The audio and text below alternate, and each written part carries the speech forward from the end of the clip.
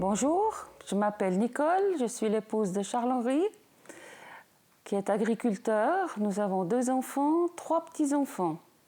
Moi, j'ai vécu toute mon enfance à Vevey.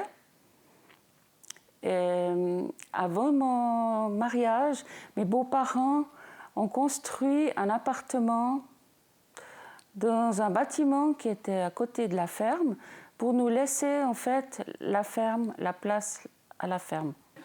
On raconte souvent des histoires sur les belles-mères. Eh bien, la mienne, elle avait les pieds sur terre, elle avait le cœur sur la main, elle était accueillante, tout le monde l'aimait bien, je m'entendais bien avec. Mon problème, c'était avec mon beau-père. Lui n'avait rien contre moi, mais moi, j'avais contre lui.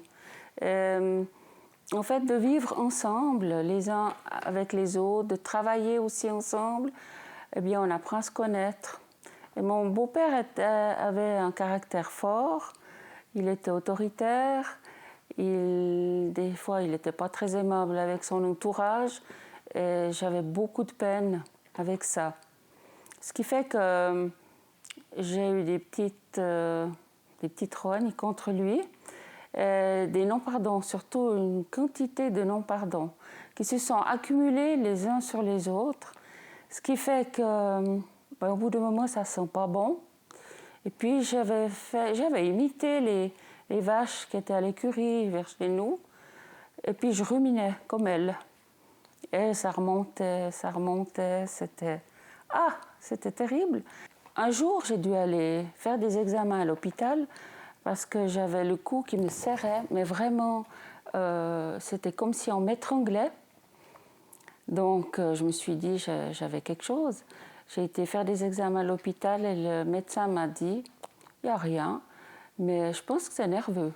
J'ai pensé « ah, oui, c'est possible ».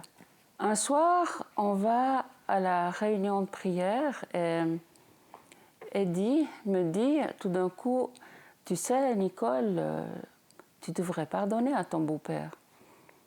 Alors moi, j'ai tout de suite dit « oh non, ça je peux pas ». Puis après, il me dit, mais ok, c'est ok, tu peux pas. Mais est-ce que tu veux? Aïe, aïe, aïe, aïe, aïe. Alors là, je dois dire que ça m'a ouvert vraiment les yeux.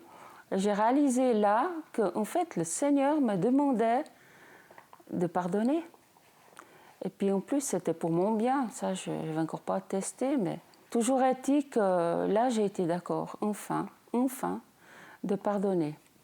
Et ce qui était merveilleux, c'est que, en fait, moi j'ai fait le premier pas et le Seigneur, il a pu entrer après vers moi et il m'a aidé, il m'a commencé à m'ouvrir les yeux. Tout d'un coup, j'ai vu que mon beau-père avait des qualités, ce que j'avais complètement... je ne les voyais plus du tout, ces qualités. Et petit à petit, je voyais une qualité ici, une qualité là.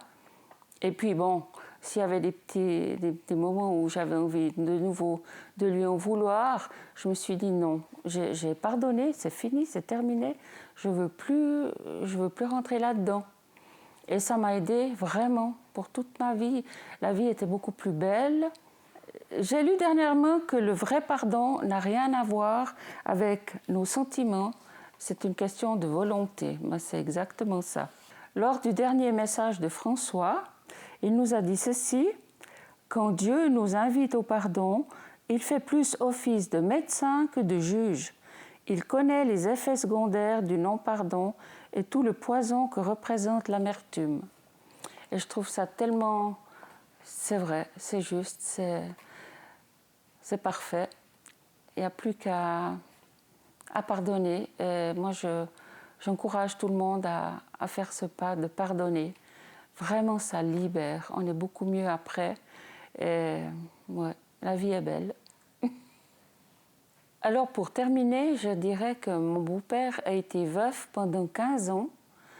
Et pendant ces 15 années, eh bien, je me suis encore plus rapprochée de lui parce que je m'occupais de lui. Il venait régulièrement dîner chez nous. Je m'occupais de son linge. Et le contact était beaucoup plus facile, car c'était cool. Et les derniers jours qu'il a vécu, en fait, il ne voulait pas aller dans un EMS, mais il n'était vraiment pas bien. On a vraiment prié pour qu'il puisse rester à la maison jusqu'à la fin. Le dernier jour, le Seigneur m'a tellement fait du bien parce que mon beau-père avait un Sécutel. Donc c'est une espèce de montre sur le bras et puis tu peux appuyer dessus si tu as besoin d'aide. Et j'ai une dame qui me téléphone, qui me dit, écoutez, l'infirmière me dit, écoutez, votre beau-père a besoin d'aide, mais on ne comprend pas ce qu'il veut, est-ce que vous pouvez aller voir? Je vais, j'avais mon neveu avec, on le retrouve assis sur les toilettes, on l'aide à se relever. Et mon beau-père était très indépendant, donc sitôt qu'il était debout, eh ben, il a pris sa canne, il a fait une dizaine de pas jusque vers son lit, il a posé sa canne sur sa chaise. Comme d'habitude, il s'est assis sur le lit. Et puis moi, je lui ai dit, mais est-ce que vous pouvez vous mettre un petit peu plus en haut dans le lit? Puis il ne me répondait plus. Alors je me baisse, je regarde. Ouh, j'ai dit, ben, il est en train de s'en aller. Et pour moi, le Seigneur l'a repris, pour ainsi dire, debout. Et c'était l'homme, c'était, comment il faut dire? C'était vraiment sa personnalité à lui d'être debout. Il ne fallait pas se coucher. Oui, parce qu'il disait toujours, au lit, on s'affaiblit. Donc lui, il fallait être debout. Puis pour travailler aussi, il fallait être debout. Et le Seigneur, je trouve qu'il l'a vraiment honoré en le laissant mais debout, mais jusqu'à la dernière. Et ça, lui, il n'a pas pu en profiter autant que moi, mais j'ai vraiment remercié le Seigneur.